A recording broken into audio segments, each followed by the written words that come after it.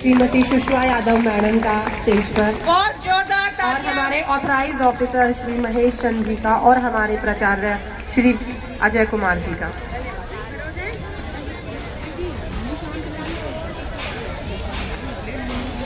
श्रीमती नहीं है, शादी नहीं की हमने।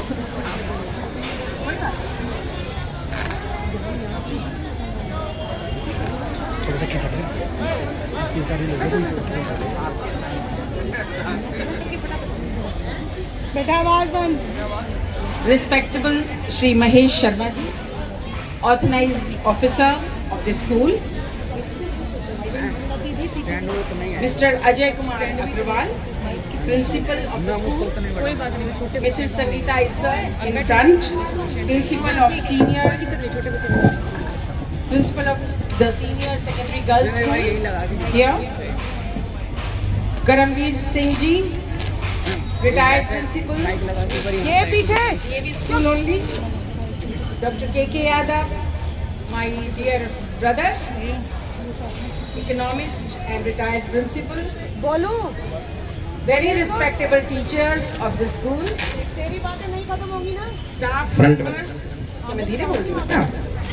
staff members of the school, the members of school management committee whom I saw just now, and I think it is women empowerment there also. वो कौन थे अभी जो आए थे या कुछ और थे?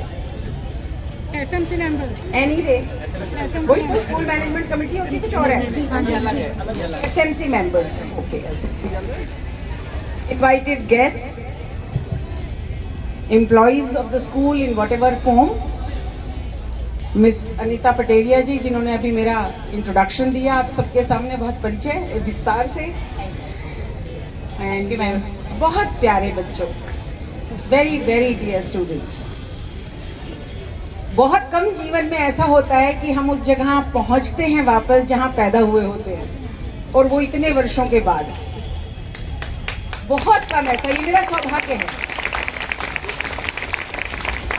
और इसलिए मैं अजय जी का धन्यवाद करती हूँ, महेश जी का धन्यवाद करती हूँ कि उन्होंने मुझे ये अवसर दिया। ये उत्सव मेरे लिए बड़ा नहीं है, इससे बहुत बड़े बड़े कन्वोकेशंस मैं एड्रेस कर चुकी हूँ, लेकिन ये उत्सव मेरे लिए महान है क्योंकि मैं वहाँ लौटी हूँ जो मेरी जन्मभूमि है। और आपको याद होगा जब श्री राम ने लंका की विजय की थी और लक्ष्मण ने कहा भैया सोने की लंका है, अच्छी सुंदर है, जीत हम गए हैं, हम यहीं क्यों नहीं रह जाते? तब उन्होंने क्या कहा था? स्वर्णातपि लंका न मे रोचते लक्ष्मण, कि स्वर्णमयी होने पे भी लंका मुझे अच्छी नहीं लगती। क्यों अच्छी नहीं लगती? क्योंकि जननी जन्मभूमिश्च स्वर्गातपि गरीयसी, माता और मातृभूमि स्वर्ग से भी ऊंची होती है। तो अब आप सोच सकते हो कि मुझे कैसी अनुभूति हो रही हो गई, जैसे मैं स्वर्ग में ही आ गई हूँ। जीते जी स्वर्ग कहाँ मिलता है? तो बहुत सुंदर मेरे लिए, और घर जैसा अनुभव भी आता है, उससे मातृत्व भी आता है ना, प्रेम की अनुभूति होती है। तो आज मैं जब चली घर से तो मुझे एक गाना याद आ रहा था, हमारे समय के लोग याद रखते होंगे, धर्मेंद्र का गाना था, आया है मुझे फिर याद वो जालिम, गुजरा जमाना बचपन का। तो गुजरा जमाना है, बचपन तो लौट के नहीं आता किसी का। और उसमें बहुत ही अच्छा, बिल्कुल ऐसे ही हम यहाँ खेलते थे, जैसे बचपन में वो दौड़ के कहना आ छू ले, वो बाग वो बगिया वो झूले, क्योंकि बाग बगिया ही थी यहाँ पे। आपको विश्वास नहीं होगा, शंख पुष्पी जिसको आजकल हम बहुत बढ़िया सिरप के रूप में पीते हैं और मस्तिष्क के लिए, दिमाग तेज करने के लिए वो बहुत अच्छी होती है, वो इस पूरे प्लेग्राउंड में ढेरों फैली हुई थी। हमारे पिताजी सुबह उठते, तोड़ते, हमको घिसकर पिला देते थे।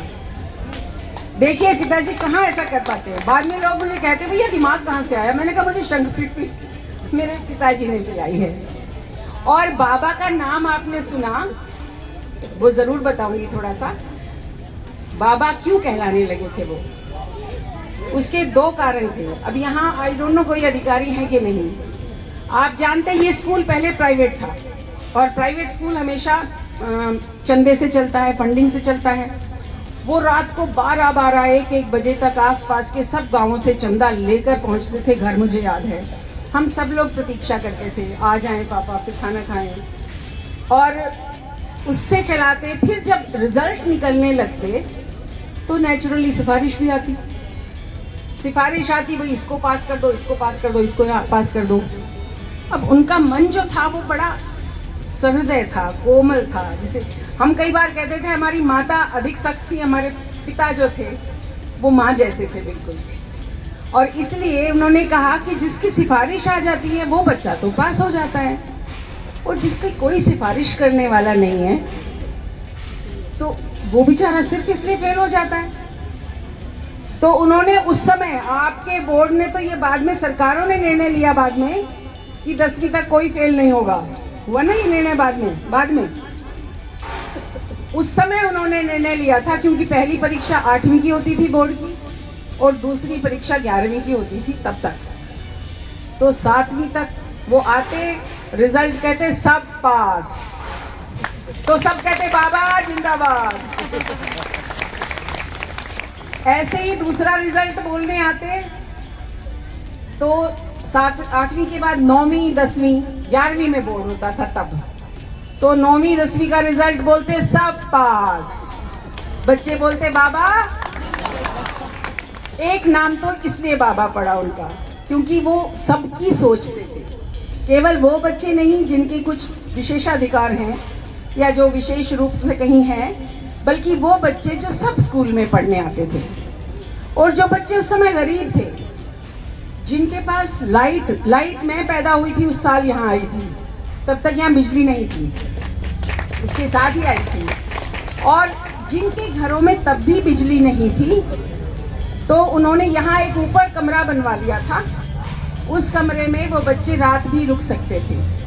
तो पढ़ना चाहे, जो बच्चा पढ़ना चाहता उसके लिए यहाँ अवसर थे, सुविधा थी, और पढ़ने में दिल भी लगाते हैं। तो वो बच्चे यहाँ रहते थे तो वो उनके लिए बाबा ही हो गए, क्योंकि वो उसी तरह से उनका ध्यान रखते थे। और उससे भी बड़ा जो कारण बना, इसका तीसरा कारण और भी बड़ा है। आप जानते हैं वो समस्या अब भी है वैसे बहुत प्रदेशों में, लेकिन तब बहुत एक बार बढ़ गई थी, जिसको हम नकल की बड़ी समस्या कहते हैं, कॉपिंग। तो नकल होने लगी, शिकायतें जाने लगी, और अब यहाँ भी कहा गया आप थोड़ा सख्त हो जाओ, आप सख्त नहीं हो। तो उन्होंने क्या किया कि बेंच लेके निकलते थे, और बच्चे सारे खिड़कियों में, नकल कराने वाले खिड़कियों में लगे रहते थे, तो बच्चे को मारना ना पड़े तो एक अपने चपरासी को या बच्चे को आगे भेजते थे, बाबा आ गया, बाबा आ गया, बाबा आ गया। और बच्चे जो कुछ भी ऐसा गलत कर रहे होते वो वहां से भाग जाते, ताकि उन्हें मारना ना पड़े, क्योंकि कॉर्पोरल पनिशमेंट ही नहीं, कभी नहीं पसंद था उनको। बच्चों को किस तरह से समझाया जाए, प्रेम से समझा दिया जाए। आपके स्कूल का इतिहास बहुत गौरवपूर्ण है। अगर यहाँ आप बात करें तो बहुत सारे यहाँ टीचर्स, बहुत सारे प्रिंसिपल्स, बहुत से अधिकारी भी कुछ होंगे जरूर। आपके सभी इलेक्टेड रिप्रेजेंटेटिव्स, एमएलएज, वो नहीं तो उनके पिताजी यहीं से पढ़े हैं, इसी स्कूल से पढ़े हैं। सो दिस स्कूल हैज, बिल्कुल यहीं पढ़े, this school has a great legacy. आप उस स्कूल की विरासत को संभालने वाले हैं। और इतना ही नहीं, जब हम यहाँ आए थे, मेरे पिताजी आए थे, तो ये स्कूल सिर्फ 8वीं तक था। फिर उन्होंने, देखो उस समय चंदा मांग मांग के पहले 9वीं, फिर 10वीं, फिर 11वीं और फिर 12वीं तक ये पहुंचा। और मुझे ये भी याद है कि इस स्कूल के बच्चे ने बोर्ड भी टॉप किया था, एंटायर बोर्ड। तो यहाँ से टॉपर्स भी निकले हैं। आप सब अगर ये मान लें। और दूसरा इसका नाम देखिए, दयानंद आर्य वैदिक। दयानंद, महर्षि दयानंद के नाम से आप सब परिचित होंगे जरूर। अभी आपने बहुत सच्चे श्लोक सुने थे। वो वेदों का पढ़ाना अनिवार्य करना चाहते थे, ताकि हमें अपने इतिहास का ज्ञान हो। राष्ट्रीय शिक्षा नीति अब यही कह रही है, हमें अपनी संस्कृति का ज्ञान होना चाहिए, अपनी परंपराओं का ज्ञान होना चाहिए, और उनमें ऐसे ऐसे सूत्र छिपे हुए हैं जिनसे आप अपने जीवन को सुंदर बना सकते हैं। बहुत देर से आप बैठे हैं, बहुत बड़ी बड़ी बातें नहीं करूंगी, इतना जरूर कहूंगी 5 चीजों का आप ध्यान रखें जीवन में। हमारे जीवन में या शरीर के क्या अंग होते हैं? तन, मन, धन, यही है, और ज्ञान, और उसके बाद आनंद। तो 5 कोशों की बात बस आपसे करूंगी। सबसे पहले आपको अपने तन को स्वस्थ रखना है।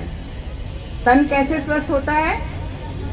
अच्छा भोजन करें, अच्छा व्यायाम करें, अन्न अच्छा लें, खुश होकर खाएं, उसके साथ साथ व्यायाम भी जरूर करें। ये नहीं है मोबाइल लेके बैठ गए।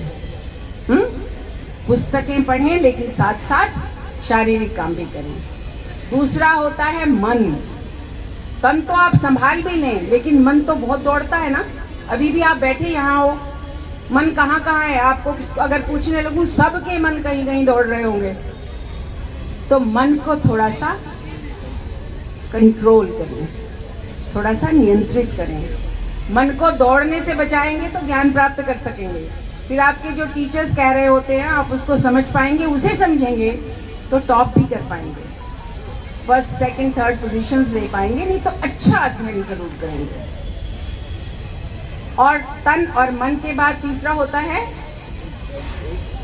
अपने चित्त के लिए। प्राण जो जुड़े हुए हैं ना, प्राण तन मन से जुड़े हुए हैं, उनके बिना, प्राण के बिना हम नहीं होते। तो प्राणमय कोश कहलाता है वो। अपने सांसों को कंट्रोल करें, अपने सांसों पर ध्यान दें। इसको आजकल प्राणायाम कहते हैं। लंबी सांस लें और उस सांस पर अपनी स्थिति नियंत्रण में रखें। वो कर लेंगे तो आप अपने आप स्वस्थ रहेंगे। प्राणायाम कहलाता है। उसके बाद हमारे यहाँ कहते हैं ज्ञान जो है, ज्ञान विज्ञानमय कोश।